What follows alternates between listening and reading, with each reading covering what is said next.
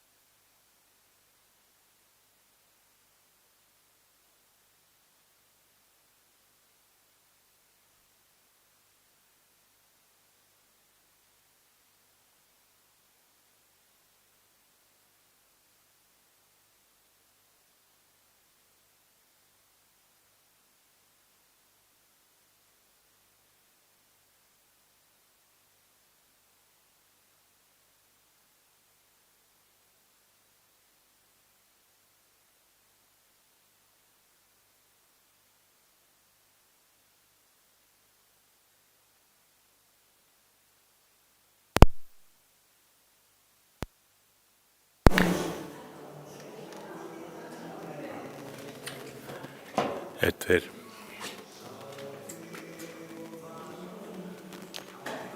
Einn, tveir. Einn, tveir. Góðan daginn. Einn, tveir, einn, tveir, einn, tveir. Góðan daginn.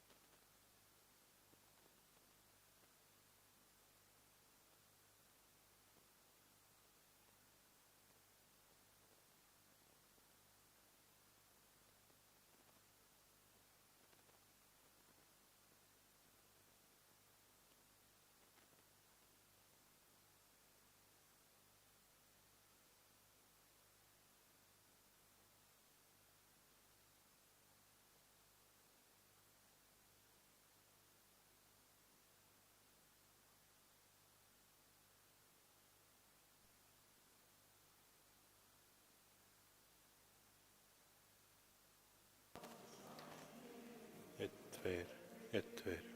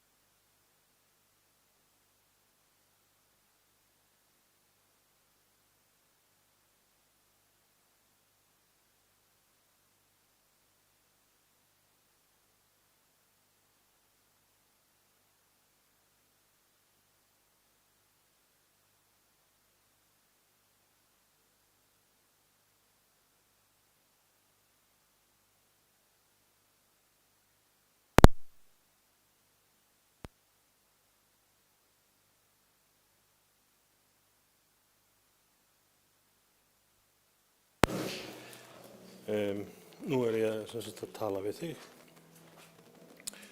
og nei, en er ekki komið smá seinkun á þessu? Ég sem sagt með sendimækin. Heyrðu í mér? Ok, þetta heyrist alveg. Jú, þetta mækurinn sem ég set á prestinn. Robert. Ok, já. Já, það er.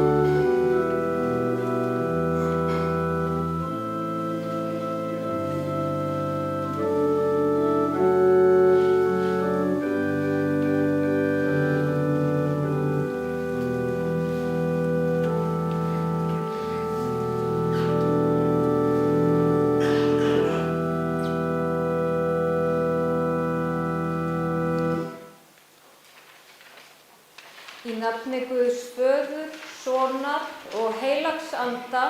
Amen. Biðjum. Kærleikans Guð, þú hefur skapað okkur til frelsis og ábyrgðar, hvert gagnvart öðru og gagnvart náttúru jarðar. Nú þegar við kveðjum Hafstein, hjartkæran samferðamann, viljum við heiðra minningu hans með því að þakka fyrir kærleikann í brjósti okkar, fyrir gleðistundir lífsins og fyrir vini sem tendra ljós í myrkri. Í þínar hendur felum við þá viðleitni okkar að lifa í heiðarleika, sannleika og friði. Hjálpa okkur að meðtaka allar þær gjafir sem þú hefur borið fram fyrir okkur með lífi haffa. Opna augu okkar fyrir öllum þeim kostum sem einkenndu hann og gefa það megi verða til þess að auðga líf okkar sjálfra og næmni fyrir öllu því sem við höfum þegið úr þinni hendi. Í Jesú nafni. Amen.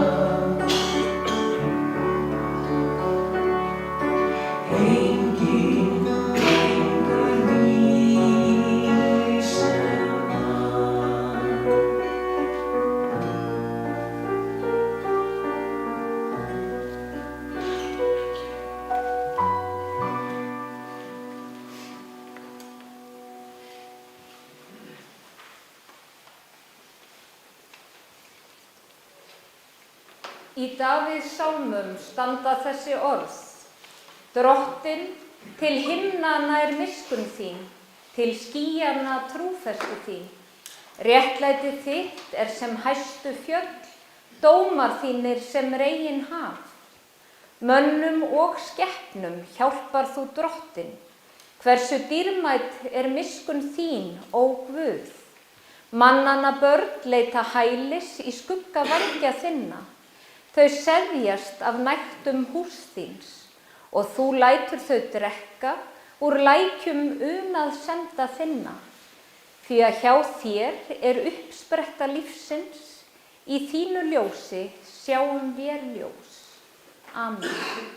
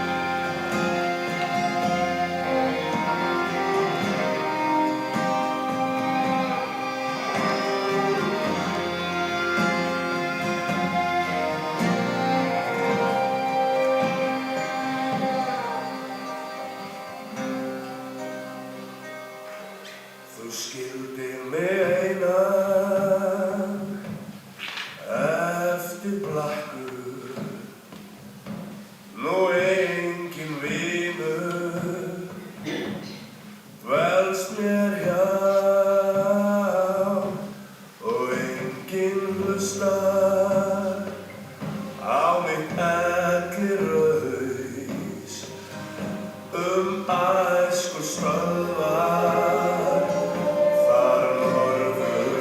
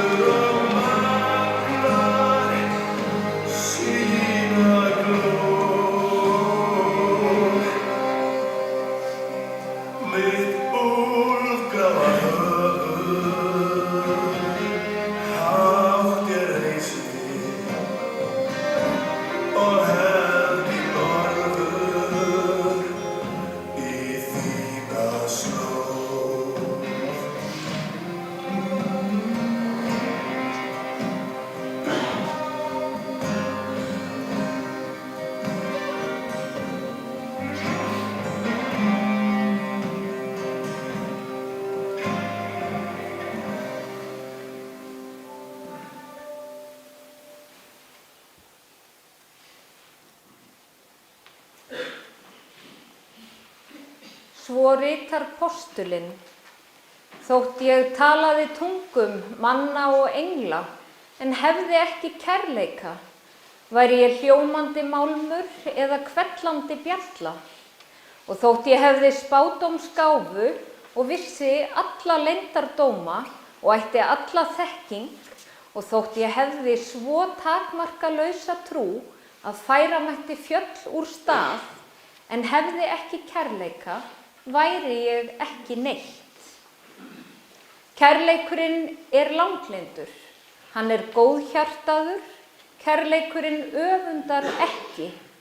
Kærleikurinn ekki raupsamur, hreykir sér ekki upp. Hann hegðar sér ekki ósæmilega, leitar ekki síns eigin, hann reiðist ekki, ekki langrækinn. Hann gleðst ekki yfir óréttvísinni, en samgleðst sannleikanum. Hann breiðir yfir allt, trúir öllu, vonar allt, umber allt. Kærleikurinn fellur aldrei úr gildi. Amen.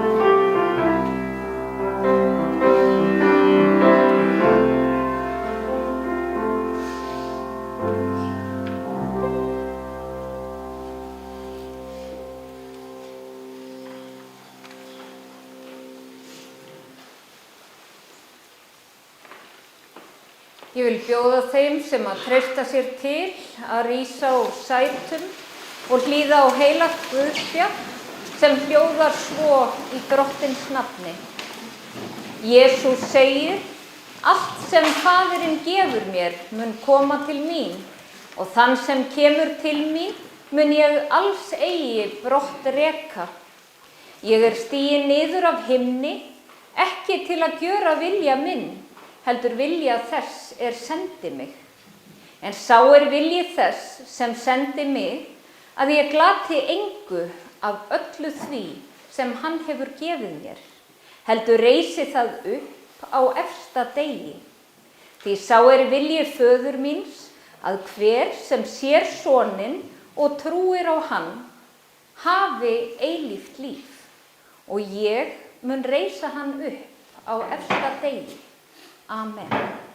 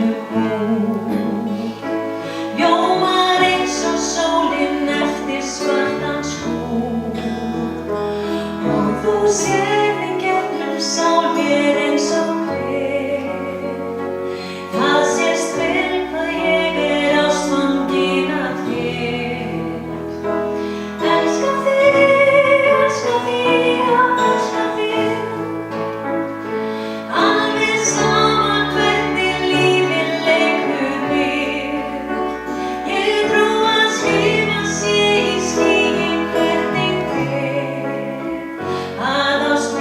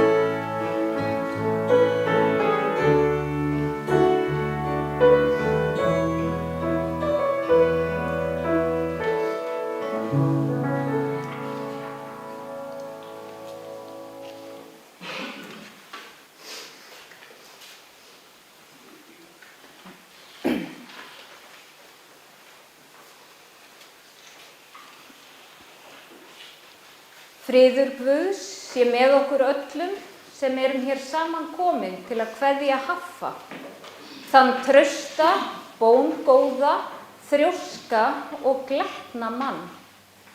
Ástvinir hans og samferðafólk vissu að þau gætu alltaf reitt sig á hann, fyrstur á staðinn ef eitthvað bjátaði á, eða ef hann vissi að hann gæti gert eitthvað eftir. Hafði jafnframt einstakt lag á að laða fram bros því að alltaf var stutt í húmorinn. Dýrmætir eiginleikar sem mynduðu trausta umgjörð utan lífshlaup Haffa sem var mikill fjölskyldumaður og alltaf tryggur sínum. Hafsteinn fæddist á sjúkrahúsinu á Blönduósi 22. september 1967. Foreldrar hans voru hjónin Páll Helgi Ólafur Þorfinnsson, fæddur 15. júní 1931, lést 1. september 1993 og Jóna Sigurveig Guðjónsdóttir, fædd 5. júlí 1945, lést 5. ágúst 2021. Hafsteinn á 2 alsystkini. Guðjón fæddist 10. febrúar 1964. Hann lést af slysförum 14. desember 1989. Blessuð sé minning hans. Hugrún Lind fæddist 11. júlí 1973. Hún á 3 dætur. Hafsteinn á 6 eldri hálfsystkini. Hafsteinn á 2 börn. Barnsmóðir hans Dóra Sveinbjörnsdóttir, fædd 1960. Hún lést árið 2006. Blessuð sé minning hennar. Börn þeirra Guðjón Páll, fæddur 14. október 1994. Dóttir hans Hrafntinna Marín. Bergrós Helga fædd 2. maí 1996. Sambýlismaður hennar Jón Aron Óskarsson og sonur þeirra Hafsteinn Logi. Haffi var mikill fjölskyldumaður og barnabörnin voru augasteinarnir hans. Sambýliskona og lífsförunautur Hafsteins Hafdís Vilhjálmsdóttir, fædd 18. mars 1972. Foreldrar hennar Vilhjálmur Pálmason, fæddur 3. ágúst 1949 og Ingibjörg Jóhannesdóttir, fædd 19. september 1948. Börn Hafdísar og Einars Kolbeinssonar Atli, eiginkona hans Hafrún Ýr Halldórsdóttir, þau eiga 2 börn. Næst Alma, sambýlismaður hennar Sigurður Axel Sævarsson, þau eiga 1 son. Dögun yngst, kærasti hennar Kristján Benediktsson. Hafsteinn ólst upp á Skagaströnd og gekk í barnaskóla þar. Hann lagði stund á nám í pípulagningum við Iðnskólann í Reykjavík tíma. En ef satt skal segja, þá var hann ekki mikið gefinn fyrir bókina. Haffi var hins vegar einstaklega útsjónarsamur og lausnamiðaður, ásamt því að vera iðinn og alveg sérlega áhugasamur og eftirtektarsamur á umhverfi sitt. Svo mjög að einhver tíma varð kennaranum hans það á orði við mömmu hans að hann fengi alveg örugglega 10 í einkunn ef hann yrði spurður hvað væri að vera fyrir utan gluggann. Sem barn var Haffi hress, lífsglaður, uppátækjasamur og stríðinn. Hann hafði gaman af íþróttum og var ágætur í hlaupum. Hann var alltaf úti að leika sér, alla daga og mátti varla vera að því að koma inn. Hann og Dúi bróðir hans náðu vel saman, voru með svipaðan húmor og hlógu oft dátt saman eftir að hafa framið einhver strákapör. Hugrún litlasystir fékk að finna fyrir stríðninni og uppátækjarseminni, en Haffi var samt ekta stóri bróðir, því það mátti að sjálfsögðu engin annar stríða henni. Mamma Hugrúnar sagði henni frá því að þegar hún var bara lítil og í vöggu, þá hafi stóri bróðir oft verið að kíkja á hana. Einu sinni var hann svo kvefaður að mamma hans bað hann að setja klút eða eitthvað fyrir vitin ef hann væri að beygja sig yfir vögguna til að smita nú ekki litlu systur. Úrræðagóður sem Haffi var, þá brá hann á það ráð að grípa upp gólfmottuna og sveifla henni fyrir vitin leið og hann kíkti í vögguna. Þannig að yfir litlu systur þyrlaðist ryk og allskyns óhreinindi úr mottunni. Maður verður nú að bjarga sér. Hafsteinn var duglegur og vildi helst alltaf hafa eitthvað fyrir stafni. Hann fór ungur að vinna, starfaði meðal annars á skipasmíðastöð og í hafnarhúsinu á Skagaströnd. Hann var kominn á sjóinn 16 eða 17 ára aldurinn og sjómennskuna stundaði hann áraraðir.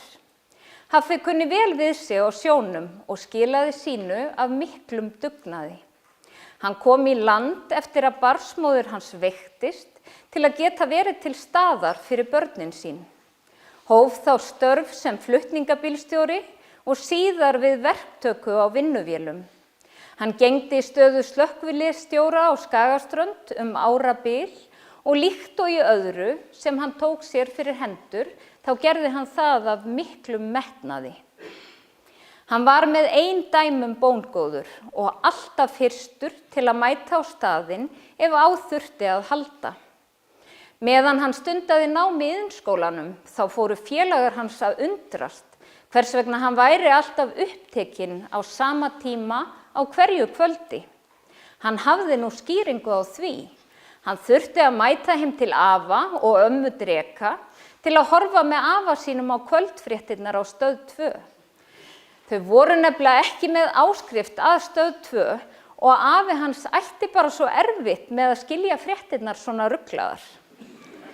Það féll því í hans hlut að túlka og greina afa sínum frá því hvað var í fréttum. Já, honum hefur verið margt til lista lagt. Haffi var á unglingsaldri þegar það vaknaði hjá honum áhugi á hestamennsku. Upphafið markaðist þegar að Hjörtur vinur hans var á síðasta ári í barnaskóla. Þá átti hann stundum í basli við að ná hestunum sínum og brá þá á það ráð að biðja yngri strákana að hjálpa sér. Og svo var það bara þannig að Haffi mætti alltaf til að hjálpa honum að smala hrossunum og fór svo að taka þátt í hestamennskunni með honum. Hjörtur gaf Haffa sinn fyrsta hest en tekur það alveg sérstaklega fram að hann hafi sannarlega unnið sér inn fyrir honum. Bar hesturinn hið virðulega nafn Bakkus. Svipað leyti fór Haffi að fara í sumardvalir í sveit á Hofi. Það átti nú við hann, að vera í sveitinni og þar naut hann sín vel. Milli hans og Hjartar mynduðust sterk vináttubönd sem entust alla tíð og hafa þeir brallað margt saman í gegnum árin. Ferðuðust saman til Hawaii, skelltu sér í hálfgerða eldri borgaraferð, já eða allavega á þeirri mælikvarða, en þrátt fyrir að vera langi yngstir, þá kom þeim vel saman við ferðafélagana. Það að segja það litla sem þeir hittu þau, kvölds og morgna, því að þeir höfðu gaman á nóttunni en ferðafélagarnir á daginn. Þeir fóru svo líka hringinn í kringum Ísland á 3 dögum og það á lötu sport. Geri aðri betur. Og þótt sumt af uppátækjum þeirra sé kannski tæplega birtingarhæft, þá það sem upp úr stendur einlæg og traust vinátta. Haffi var trúr sínum, lagði sig fram að viðhalda vinasamböndum og var ræktarsamur við fólkið sitt. Og þegar hann talaði fólkið sitt og þá alveg sérstaklega barnabörnin, þá fékk hann blik í augun og það færðist yfir hann alveg einstakur ljómi. Bergrós segir að þegar að hún og Jón voru á leiðinni heim af fæðingardeildinni með Hafstein litla, þá hafi pabbi hennar verið svo spenntur og hafi hreinlega ekki getað beðið eftir að sjá hann. Hann hafi hringt nokkrum sinnum á meðan þau voru á leiðinni og leið og þau renndu í hlaðið þá hljóp hann út til þeirra. Þau hafi svo búið hjá honum og Hafdísi fyrstu 4 mánuðina eftir fæðinguna og Haffi og Hafdís tóku ekki annað í mál en að eftirláta þeim svefnherbergið sitt en sváfu sjálf í stofunni. Það hafi svo snemma komið í ljós að Hafsteinn litli var margt líkur afa sínum og því ekki komið annað til greina en að hann fengi nafna. Þau hafi hins vegar sannfært alla að þau ætluðu ekki að nefna í höfuðið á neinum. Tókst þannig að koma Haffa algjörlega á óvart þegar þau gáfu honum mynd í jólagjöf sem sýndi að hann ætti að heita Hafsteinn. Nafnarnir áttu einstakt samband og oftar en ekki var komið við í skemmunni hjá afa eftir leikskóla til að bralla eitthvað.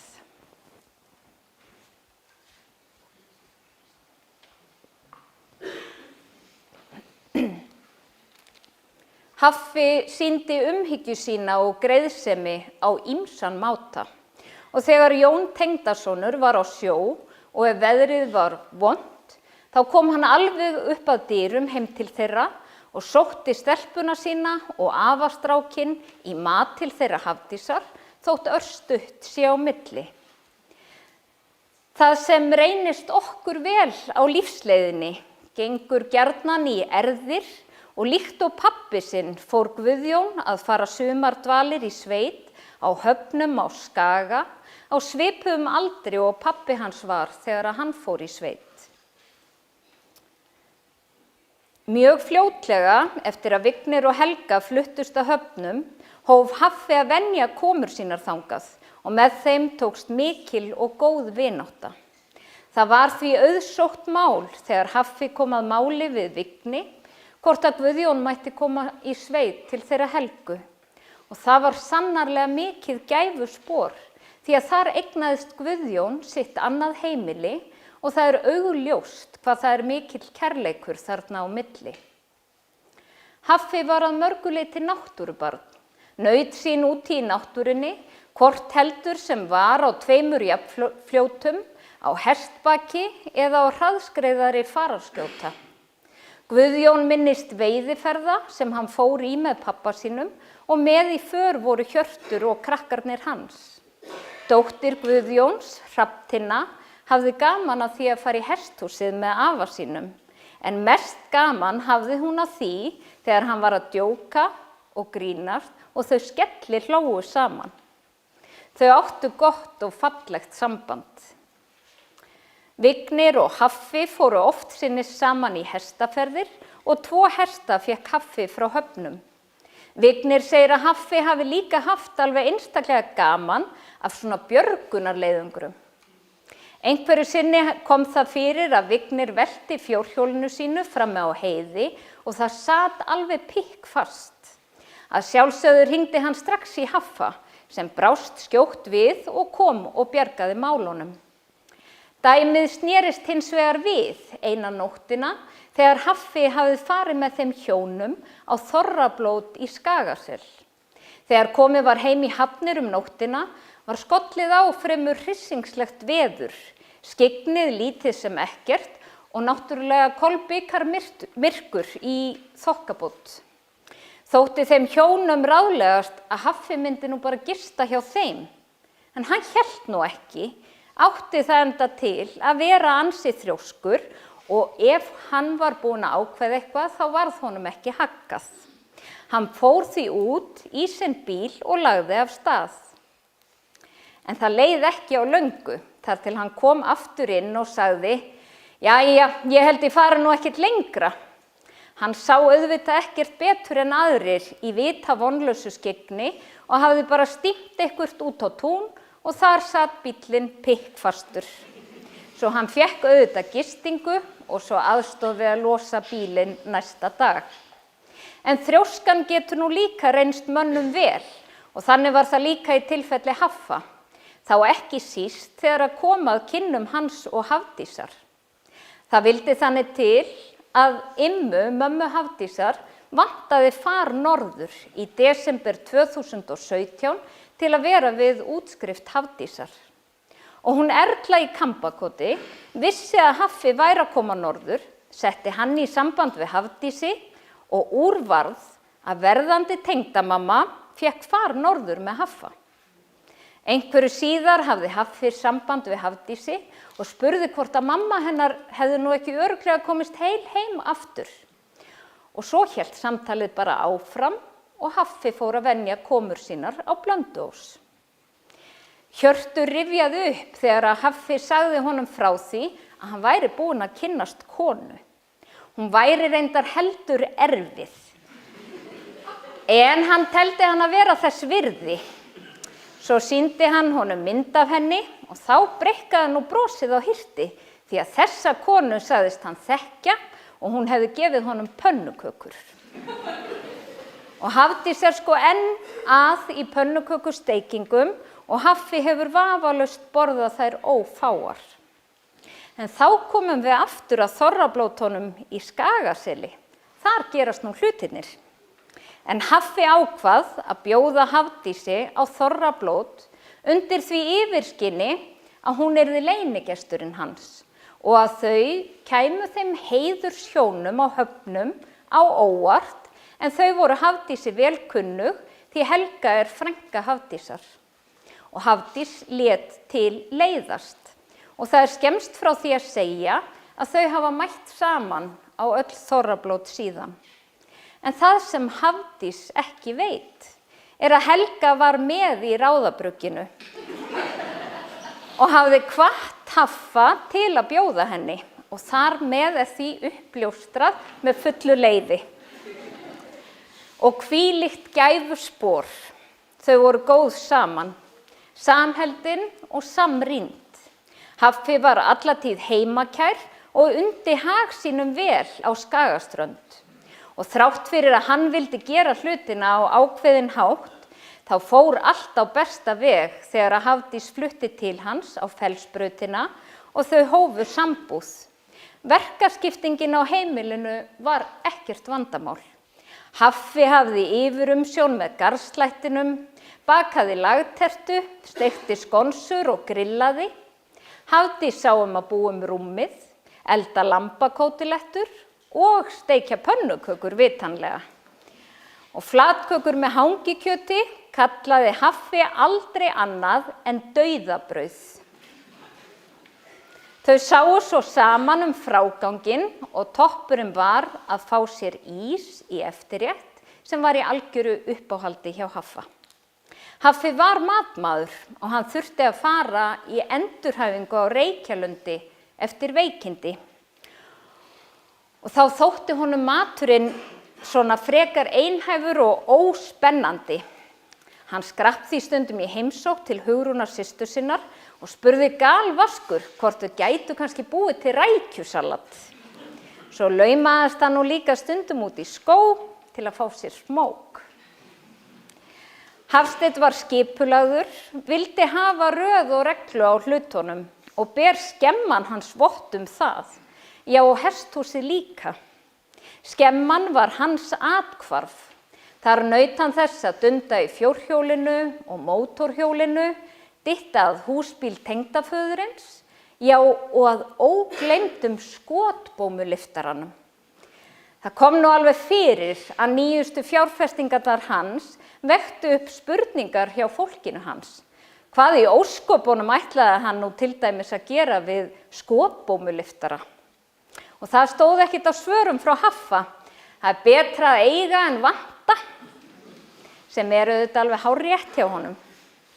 Og það segir sitt það hvað Haffi lagði mikið upp úr því að nostra við hlutina og hafa þá fína að árið 1990 fékk hann verðlaunagrip fyrir verklegasta mótorhjólið.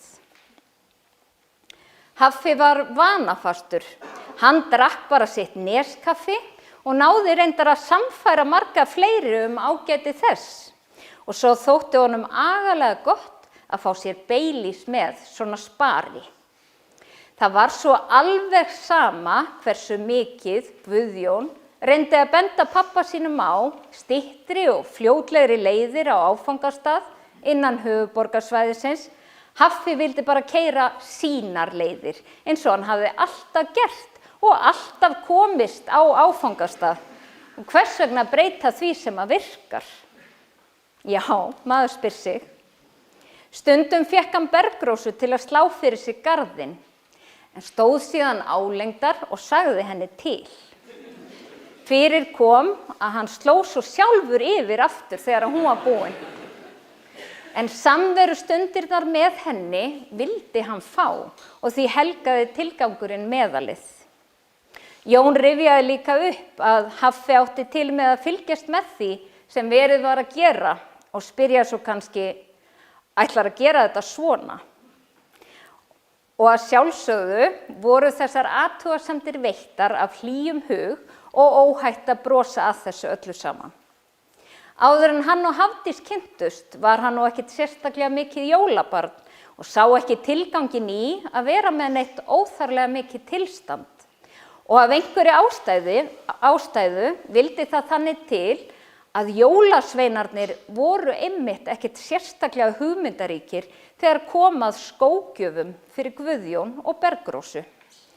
Konfektmola fengu þau endurtekið í skóinn og síðasti jólasveinninn gaf þeim svo bara allan baukinn með því sem eftir var.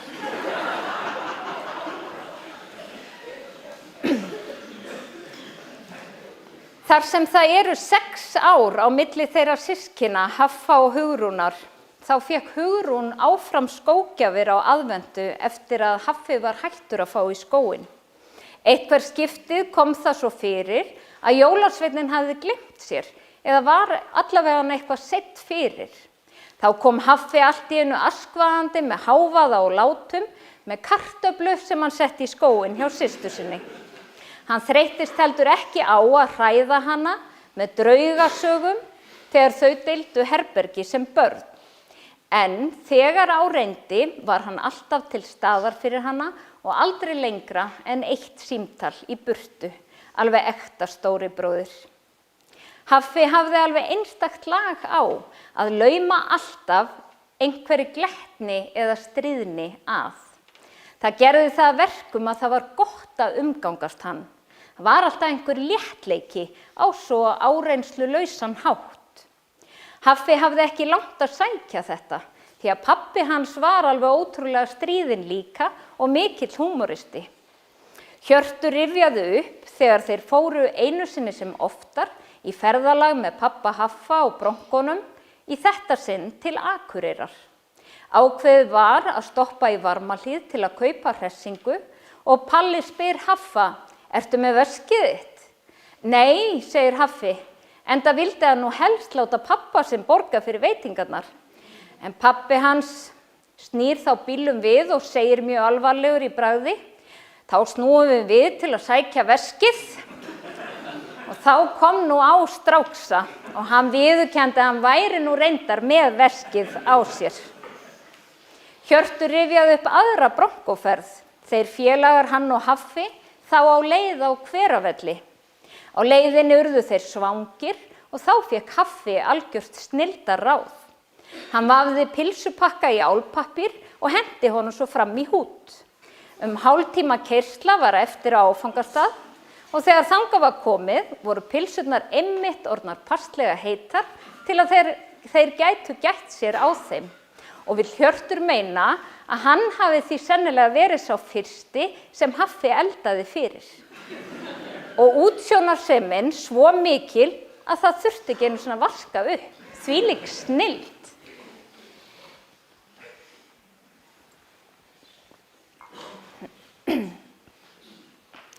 Já, Hafsteinn hafði sannarlega margt til brunns að bera og allar minningarnar hann lifa áfram í hugum og hjörtum ykkar, ástvina hans.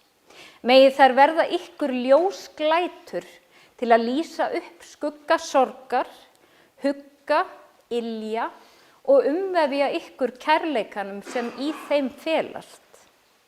Hafdís segir að Haffi hafi verið umhyggjusamur maki.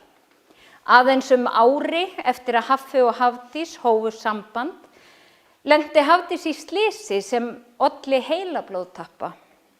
Við tók sjúkrahúslega og endurhæfing. Haffi stóð með henni og studdi hana í gegnum það allt og reyndist henni svo sannarlega vel, stóð með sinni konu. Hann var kletturinn hennar og hún hans. Ást sem er svo sterk að hún er algjörlega áþreifanleg. Og þetta sáu og upplifðu börnin hans Haffa og það er fallegt að sjá hvað þau og Hafdís eiga fallegt og kærleiksríkt samband, til fyrirmyndar og ekki sjálfgefið. Þau Hafdís og Haffi höfðu ákveðið að gifta sig. Hafdís lagði til að þau giftu sig 12.12.24. Haffa fannst nú ekkert lægi á, nægur væri tíminn. Þannig að til stóð að þau giftu sig í laumi á 9 ári. En svona er nú lífið hverfult og enginn veit sína ævina fyrr en öll er. Tökum vatnssopa aðeins hérna.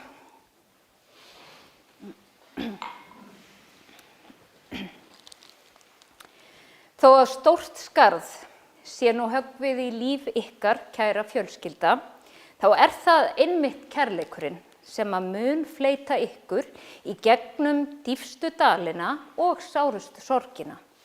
Að viðhalda kærleikanum hvert til annars, sama kærleika og ást, og Haffi bar til ykkar allra. Því að kærleikurinn fellur nefnilega aldrei úr gildi. Guð lætur okkur heldur aldrei ein og hann býður okkur samfylgd sína í gegnum gleði og sorgir. Hann umfaðmar okkur og styrkir þegar á reynir og kærleiksljós Krists býr yfir þeim eiginleika að geta lýst upp jafnvel dimmustu dali. Og Guð gaf okkur hinn æðsta kærleika í syni sínum Jesú Kristi sem dó og reis upp frá dauðum svo að við mættum öll öðlast eilíft líf. Hann gefur okkur loforð endurfundi. Við huggum okkur við þá tilhugsun og fullvissu þá gleði sem hefur ríkt í kærleiksríkinu bjarta þegar að þeir ástvinir sem á undan fóru tóku fagnandi á móti Haffa. Og ekki ólíklegt að nú skáli þeir bræður, Haffi og Dúi í Neskaffi og Beilís. Við kveðjum Haffa með þökk fyrir allt sem að hann gaf ástvunum sínum og samferðafólki öllu og felum hann miskunn Guðs og náð. Blessuð sé minning Hafsteins og Guð blessi ykkur öll. Dýrð sé Guði, Föður og Syni og heilögum anda, svo sem var í upphafi, og verður aldir alda. Amen. Og nú ætla ég að lesa kveðjur. Því að ekki gátu öll þau sem vildu verið með okkur hér í dag og ég hef verið beðin að koma eftirfarandi kveðjum á framfæri. Alla, Óskar og synir báðu fyrir kæra kveðju og votta fjölskyldunni allri innilega samúð. Mæðgurnar Sólveig Eiðsdóttir og Sóley Elsa Magnúsdóttir senda góða kveðju. Þær minnast Haffa með hlýju og kærleika. Hlýjar samúðarkveðjur bárust frá Betu, Jóni Inga og fjölskyldu og vill Arnar Ingi, sonur þeirra, koma á framfæri innilegu þakklæti en Haffi var honum einstaklega góður og sýndi honum mikinn stuðning í gegnum erfiðan tíma. Kærar kveðjur frá Einari Þór Ásgeirssyni, Moniku, Eydísi, Antoni og Viktori. Innilegar samúðarkveðjur frá fjölskyldunni á Sólvöllum, Bjarna, Helenu og Gunnari. Innilegar samúðarkveðjur til fjölskyldu Haffa og megi Guð blessa minningu elsku Haffa og fjölskyldu hans á þessum erfiða tíma. Ragnheiður Ásta, Salome Ír og Anna Dúna Rúnarsdætur.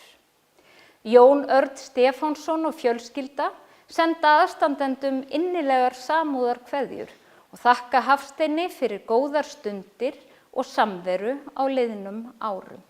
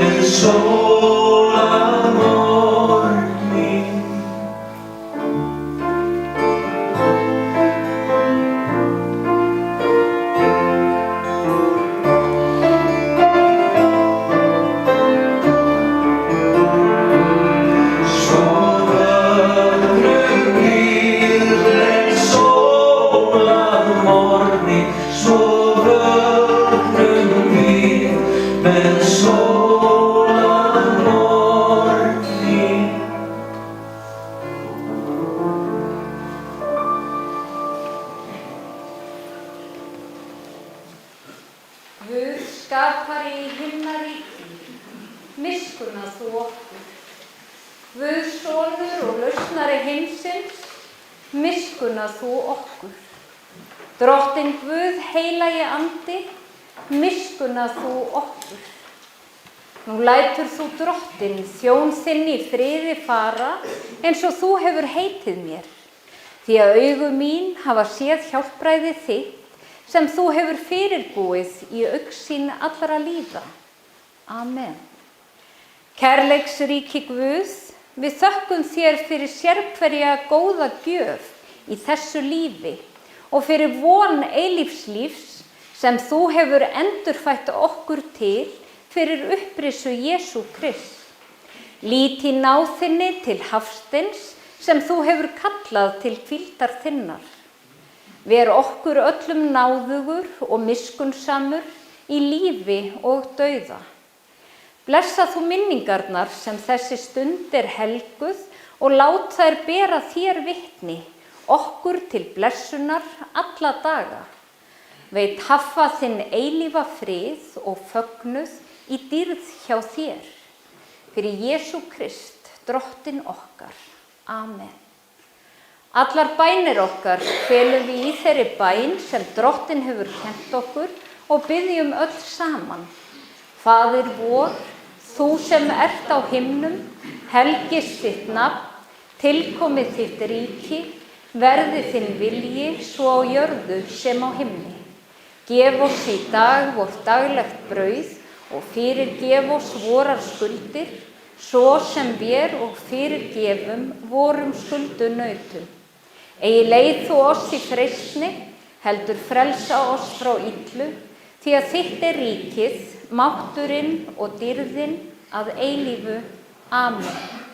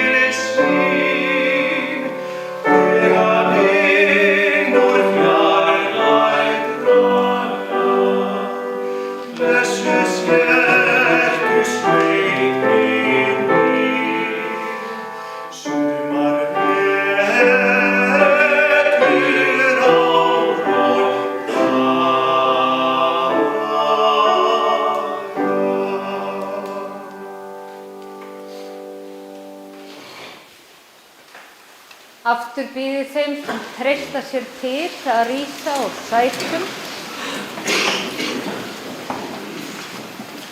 Lofaður sé Guð sem eftir mikilli miskunn sinni hefur endurfætt okkur til lifandi vonar fyrir upprisu Jesú Krist frá dauðum. Jesús sagði, ég er upprisan og lífið, sá sem trúir á mig mun lifa þótt hann deyi.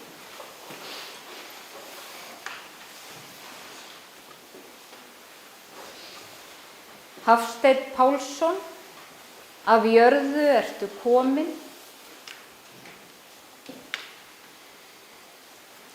að jörðu skaltu aftur verða,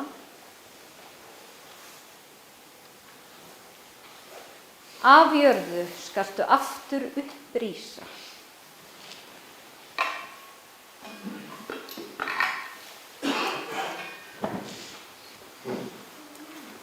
Góði Guð, tak móti Hafsteini í kærleiks faðm þinn og lát þitt eilífa ljós lýsa honum. Hann hvíli í þínum friði. Amen.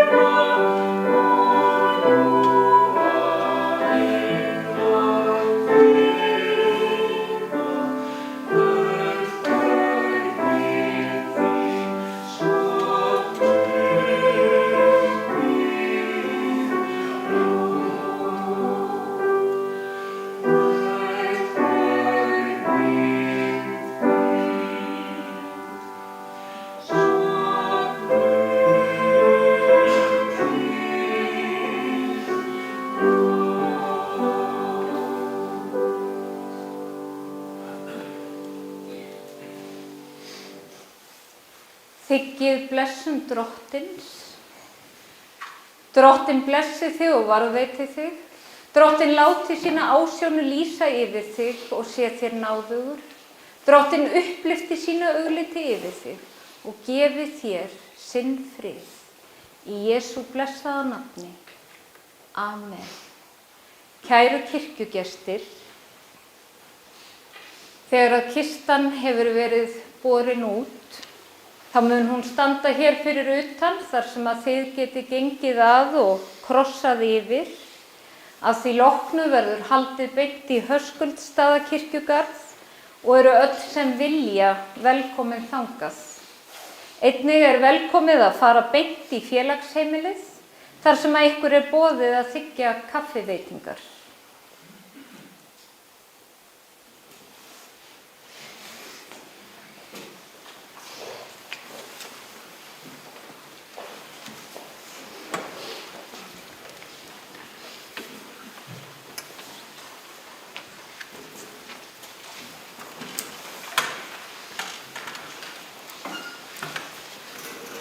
Prestur, viltu svara maður? Prestur.